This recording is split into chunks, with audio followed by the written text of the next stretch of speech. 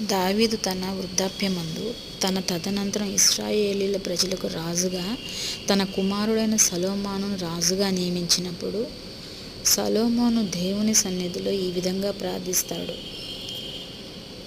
ఇంతమంది జనాంగాన్ని న్యాయంగా పరిపాలించడానికి నాకు జ్ఞానం ఇవ్వు తండ్రి అని అడిగినప్పుడు, దేవుడు సొలొమోను ప్రార్థన విని సంతోషించి జ్ఞానంతో పాటుగా సకల ఐశ్వర్యాలు ఇస్తాడు. మరి నువ్వు కూడా సొలొమోనులాగా దేవుని సన్నిధిలో తగ్గించుకొని, నువ్వు నాకు జ్ఞానం ఇయ్యయ్యా, వివేచించగలిగే కృపనివ్వయ్యా అని నువ్వు అడిగినప్పుడు, దేవుడు నిన్ను కూడా సొలొమోనును ఆశీర్వదించిన రీతిగా నిన్ను కూడా ఆశీర్వదిస్తాడు. బిడ్డ, ఒక్కసారి అడిగి చూడు. తగ్గించుకొని నువ్వు దేవుని సన్నిధులు తగ్గించుకొని అడిగి చూడు బిడ్డ.